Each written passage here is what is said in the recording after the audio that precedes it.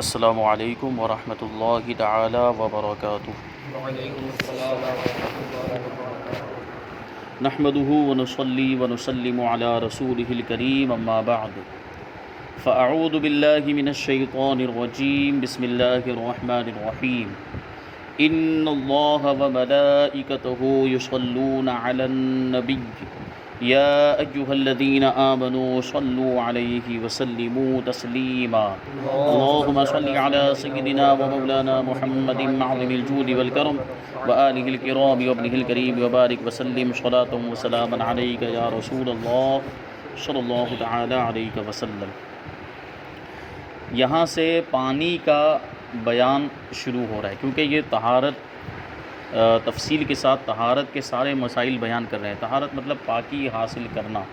تو اوپر وضو کا بیان ہوا، غسل کا بیان ہوا، اب یہاں پانی کا بیان کرتے ہیں کیونکہ وضو اور غسل کرنے کے لیے کس چیز کی ضرورت پڑتی ہے؟ پانی کی ضرورت پڑتی ہے، پانی ہی سے وضو یا غسل کیا جاتا ہے۔ تو سب سے پہلا بنیادی سوال یہی ہے کہ کس پانی سے وضو اور غسل کرنا جائز ہے، کون سا پانی وضو اور غسل کے لیے استعمال کیا جا سکتا ہے؟ تو فرماتے ہیں کہ بارش کا پانی، سمندر کا پانی، دریا کا پانی، کنویں کا پانی، برف، اولے اور چشمے کے پانی سے وضو اور غسل کرنا جائز ہے۔ بارش کا پانی تو جانتے ہیں، یعنی آسمان سے جو پانی گرا اس کو اگر محفوظ کر لیا، کسی برتن میں لے لیا تو اس سے وضو اور غسل کر سکتے ہیں۔ اسی طریقے سے سمندر کا پانی ہے، دریا کا پانی ہے۔ سمندر اور دریا میں کیا فرق ہے؟ تو سمندر جو کہہ لیجئے جس کا پانی کھارا ہوتا ہے، اور جو 7 سمندر جو کہے جاتے ہیں وہ سمندر بڑا ہوتا ہے، بہت ہی وسیع اور عریض ہوتا ہے۔ دریا کا مطلب یہ ہوتا ہے کہ سمندر سے جو پانی نکلتا ہے اور وہ دریا کی شکل میں بہتا ہے تو اس کو دریا کہا جاتا ہے۔ کنویں کا پانی جانتے ہیں، اور برف کا پانی، برف کا پانی مطلب جو آسمان سے برف گرتی ہے، جو ٹھنڈے علاقوں میں، جیسے ہمارے یہاں ہندوستان میں کشمیر کے اندر، شملہ کے اندر جو آسمان سے برف کی بارش ہوتی ہے، وہ برف اگر کسی نے جمع کر لیا اور اس کو پھر ایسی جگہ پہ رکھ دیا جو گرم جگہ ہے تو وہ پانی بن گیا۔ اب اس کا جو پانی ہے اس سے وضو کرنا چاہتے ہیں تو وضو کر سکتے ہیں، غسل کرنا چاہیں تو غسل کر سکتے ہیں۔ اور اولے کا پانی، اب جو ہے کہ کبھی تو آسمان سے برف کی بارش ہوتی ہے، برف باری ہوتی ہے، اور کبھی آسمان سے اولے گرتے ہیں، یعنی پتھر کی شکل میں برف، جمع ہوا برف گرتا ہے، جو برف کے ڈھیلے ہوتے ہیں، تو اس کو اولے کہا جاتا ہے۔ تو وہ اس کو اولے کو محفوظ کر لیا اور وہ پگھل گیا، اس کا جو پانی ہے تو اس سے بھی وضو کر سکتے ہیں۔ چشمے کا پانی، چشمے کا مطلب کیا ہوتا ہے کہ زمین سے کبھی سوتا پھوٹتا ہے اور اس سے پانی نکلنا شروع ہو جاتا ہے۔ اسی طریقے سے پہاڑ میں سے کبھی سوتا پھوٹتا ہے اور اس میں سے پانی نکلتا ہے، جیسے کہ جھرنے کا جو پانی ہوتا ہے، تو اس سے بھی وضو اور غسل کرنا جائز ہے۔ آگے فرماتے ہیں کہ استعمال کے اعتبار سے پانی کی کتنی قسمیں ہیں، یعنی استعمال کرنے کے اعتبار سے استعمال کیا ہوا پانی، اور کون سا پانی استعمال کر سکتے ہیں، کب استعمال کر سکتے ہیں، کون سا پانی پاک کرنے والا ہے، کون سا پانی پاک کرنے والا نہیں ہے، کون سا پانی مکروہ ہے، ان ساری چیزوں کو بیان کریں گے۔ تو کہتے ہیں کہ اس اعتبار سے، یعنی استعمال کے اعتبار سے پانی کی 5 قسمیں ہیں۔ نمبر 1، طاہر، مطہر، غیر مکروہ۔ طاہر کا مطلب خود جو پاک ہے، اور مطہر کا مطلب پاک کرنے والا بھی ہے، اور غیر مکروہ ہے یعنی مکروہ نہیں ہے، پاک بھی ہے، پاک کرنے والا بھی ہے، اور مکروہ بھی نہیں ہے۔ یہ سب سے بہترین پانی ہے، اور یہ پانی میسر ہو تو اسی پانی سے وضو اور غسل کرنا چاہیے۔ یہ مائع مطلق ہے، اس کو کیا کہا جاتا ہے؟ مائع مطلق۔ جیسے آسمان سے بارش ہوئی تو بارش کا جو پانی ہے، یا سمندر کے اندر کوئی پانی ہے، اس طرح کا کوئی پانی جو نجاست سے بالکل دور ہے، تو وہ جو پانی ہے وہ طاہر بھی ہے، یعنی خود پاک بھی ہے، پاک کرنے والا بھی ہے، اور غیر مکروہ ہے۔ جو خود بھی پاک ہے اور پاک کرنے والا بھی ہے، یعنی اس سے وضو اور غسل ہو سکتا ہے، اور اس کے استعمال میں کراہیت بھی نہیں ہے، کسی طرح کی کوئی کراہت اور کوئی ناپسندیدگی نہیں ہے، بے جھجک اس پانی کو استعمال کر سکتے ہیں۔ نمبر 2، طاہر، مطہر، مکروہ، یعنی پاک بھی ہے، پاک کرنے والا بھی ہے، لیکن کیا ہے؟ مکروہ ہے، اس میں کراہت ہے ایک قسم کی۔ وہ کیسی کراہت؟ تو فرماتے ہیں کہ جو قلیل دہ دردہ سے کم ہو اور اس میں سے بلی نے پی لیا ہو، یہ بھی خود پاک ہے اور پاک کرنے والا بھی ہے، یعنی اس سے وضو اور غسل ہو جائے گا، مگر اس کا استعمال مکروہ ہے۔ دہ دردہ سے کم پانی کا مطلب کیا ہوا کہ 10 ہاتھ لمبا اور 10 ہاتھ چوڑا اگر ہے پانی، اتنی گہرائی میں، اتنی لمبائی چوڑائی میں ہے، 10 ہاتھ لمبائی کے اندر ہے اور 10 ہاتھ چوڑائی کے اندر ہے، تو اس کو دہ دردہ کہتے ہیں۔ 10 میں 10 دہ دردہ کا مطلب ہی ہوتا ہے، اور 10 میں 10 کا مطلب 10 ہاتھ لمبا اور 10 ہاتھ چوڑا۔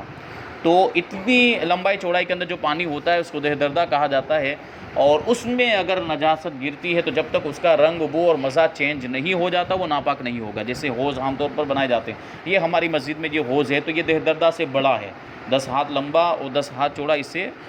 کئی جو ہے کہ یہ زیادہ اس کی لمبائی ہے اور اس کی چوڑائی بھی زیادہ ہے۔ تو اس میں اگر نجاست گرتی ہے تو یہ ناپاک نہیں ہوگا جب تک کہ نجاست کی وجہ سے رنگ، بو اور مزہ چینج نہ ہو جائے، ان میں سے کوئی ایک چینج نہ ہو جائے۔ تو فرماتے ہیں کہ پانی دہ دردہ سے کم تھا، جیسے کسی برتن میں بھر کے ہوئے پانی رکھا ہوا تھا یا کسی بالٹی میں بھرا ہوا پانی رکھا ہوا تھا اور اس میں سے آ کر بلی نے پی لیا، اس میں سے بلی نے پانی پی لیا، تو یہ پانی پاک تو ہے، پاک کرنے والا بھی ہے، لیکن چونکہ بلی نے پی لیا ہے تو اس وجہ سے اس پانی کا استعمال مکروہ ہو گیا، ایک قسم کی کراہت آ گئی۔ اب آپ یہاں پر غور کریں تو آپ کو یاد آئے گا، اس سے پہلے بیان کیا گیا کہ جو جانور درندے ہوتے ہیں، چیر پھاڑ کر جو ہے کہ چیر پھاڑ کرنے والے جانور، شکاری جانور،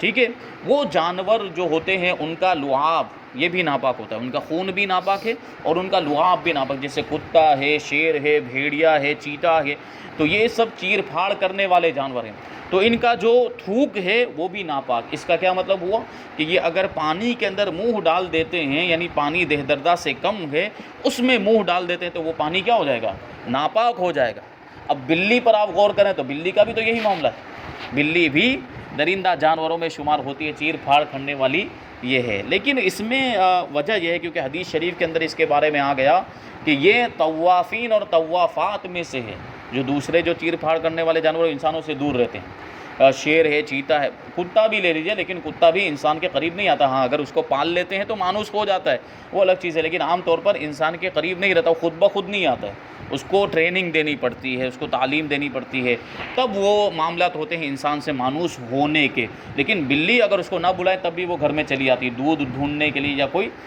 کھانے پینے کا سامان ڈھونڈنے کے لیے آ جاتی ہے۔ تو یہ طوافین اور طوافات میں سے ہے کا مطلب یہی ہے کہ وہ جانور جو گھر میں گردش کرتے رہتے ہیں، جو گھر میں آتے جاتے رہتے ہیں، تو ان سے بچنا بہت مشکل ہے، ٹھیک ہے، یہ کبھی پانی میں منہ ڈال دیا تو کبھی دودھ میں منہ ڈال دیا تو یہ سب مسائل ہو جاتے ہیں۔ تو اسی وجہ سے اس بلی کی جو نجاست ہے اس میں تخفیف آ گئی، کیونکہ حرج ہے اس کے اندر، اور شریعت کے اندر ہے کہ حرج کو دفع کیا جاتا ہے کسی طریقے سے، حرج کو دور کیا جاتا ہے، تکلیف کو دور کیا جاتا ہے، دشواری کو دور کیا جاتا ہے، تو اس دشواری کو بھی دور کر دیا گیا۔ لا اکراہ فی الدین، دین کے اندر کوئی زبردستی نہیں بلکہ آسانیاں پیدا کی جاتی ہیں، تو یہ آسانی اسلام میں ہمارے لیے پیدا کی ہے۔ اصل حکم تو یہ ہونا چاہیے تھا کہ بلی بھی اگر منہ ڈال دے تو وہ ناپاک ہو جائے، یعنی بالکل بھی استعمال کرنا جائز ہی نہ ہو، لیکن یہاں فرماتے ہیں کہ کیونکہ بلی طوافین اور طوافات میں سے ہے، اس لیے اگر وہ دہ دردہ سے کم پانی کے اندر منہ ڈال دے گی تو پانی ناپاک نہیں ہوگا، یعنی پاک تو رہے گا، مطہر بھی رہے گا، لیکن چونکہ بلی نے منہ ڈالا ہے اس لیے مکروہ ہے، ایک قسم کی کراہت آ گئی۔ اب اس کا کیا مطلب ہو گیا کہ اگر ایک طرف مائع مطلق موجود ہے، یعنی ایسا پانی موجود ہے جو طاہر مطہر غیر مکروہ ہے، وہ پانی موجود ہے، اور دوسری طرف ایسا پانی موجود ہے جس میں بلی نے منہ ڈال دیا ہے، تو اب کس پانی سے وضو کریں گے ہم؟ طاہر مطہر غیر مکروہ سے وضو کریں گے۔ اس سے وضو کرنا ایسی صورت میں بہتر نہیں ہے، ٹھیک ہے، کیونکہ یہاں پر پانی دوسرا ایسا پانی موجود ہے جو مکروہ نہیں ہے، جس میں کسی طرح کی کراہت نہیں ہے، اور اس میں کراہت ہے، اس وجہ سے اس کے مقابلے میں اس پانی سے جو غیر مکروہ ہے اس سے وضو یا غسل کیا جائے گا۔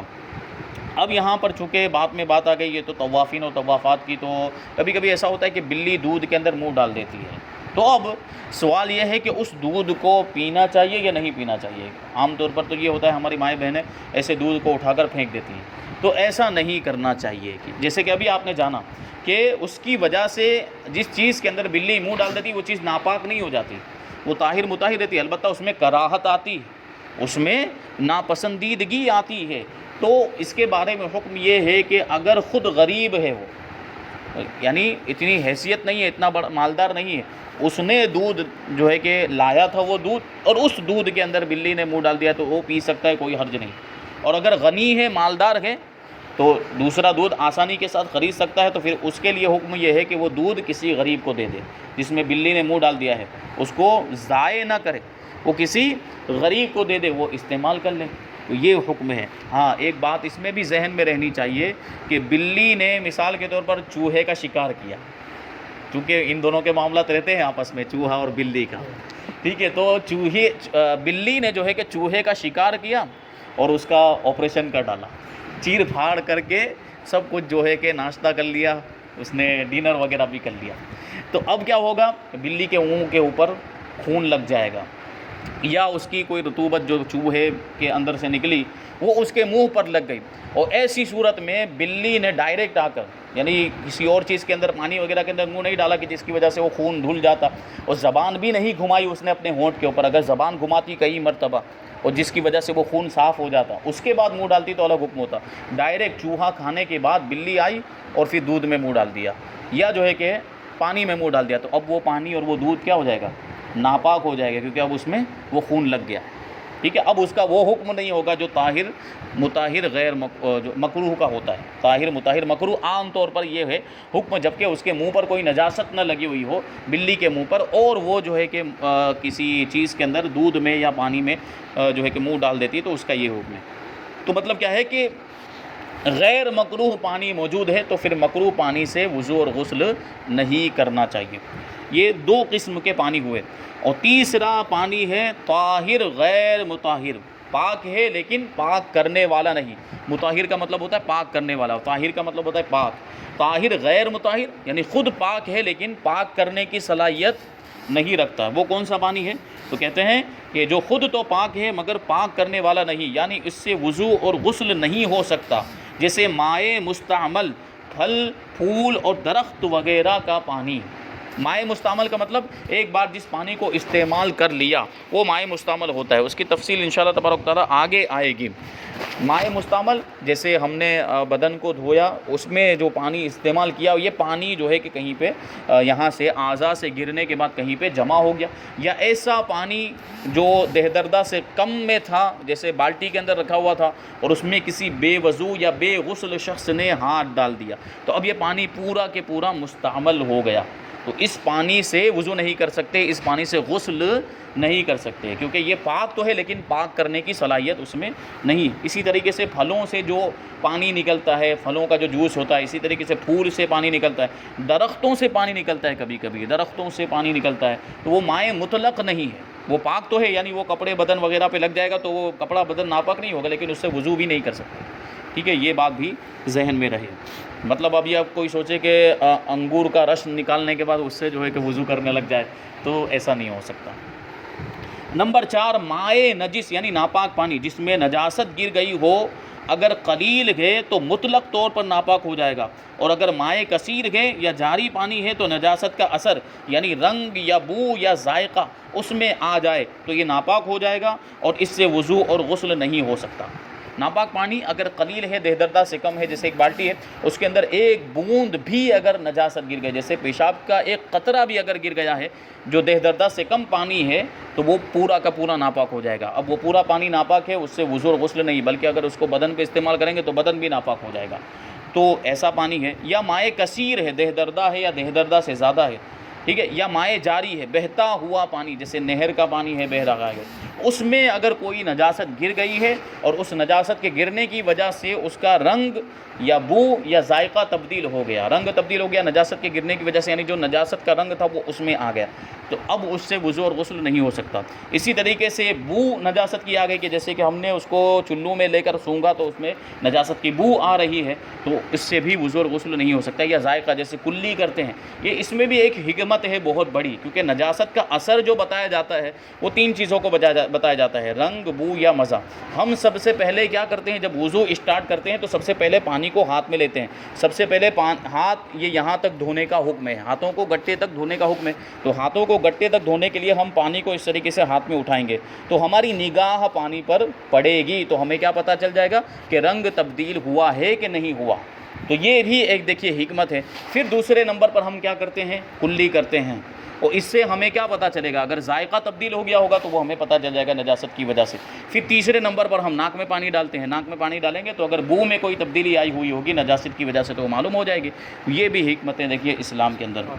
تو اگر رنگ بو یا مزہ چینج ہو گیا ہے نجاست کی وجہ سے تو پھر وہ ناپاک ہو گیا، یعنی دہ دردہ ہے یا اس سے زیادہ پانی ہے یا جاری پانی ہے، بہتا ہوا پانی ہے، تو اس میں نجاست کا اثر اگر آ جائے تو وہ بھی ناپاک ہو جاتا ہے اور اس سے وضو اور غسل نہیں ہو سکتا۔ جیسے کہ یہ حوض ہے،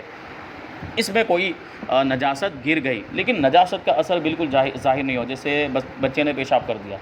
بچے نے پیشاب کر دیا، اب پیشاب تو غائب ہو گیا، اندر دکھتا تو نہیں ہے، نظر تو آتا نہیں ہے، تو اس کا رنگ تو عام طور پر نظر نہیں آتا، تو رنگ تو نہیں نظر آ رہا، ساتھ ہی میں اس کی بو بھی نہیں آ رہی ہے کیونکہ پانی اتنا زیادہ ہے، اور ہاتھ میں پانی لینے کے بعد منہ میں کلی کرنے کے لیے جب لیا تو اس کا ذائقہ بھی محسوس نہیں ہو رہا ہے، تو ایسی صورت میں پورا پانی پاک مانا جائے گا اور اس سے وضو کرنا بھی جائز ہے۔ یہ تو جو ہے کہ وہ نجاست ہوئی جو نظر نہیں آتی ہے۔ ابھی کبھی ایسی نجاست ہوتی ہے جو نظر بھی آتی ہے، جیسے کہ پاخانہ وہ گر گیا، یا جو ہے کہ بکری کی مینگنی گر گئی، یا کوئی جانور کا مطلب جو ہے کہ معاملہ وہ تھا وہ اس میں گر گیا،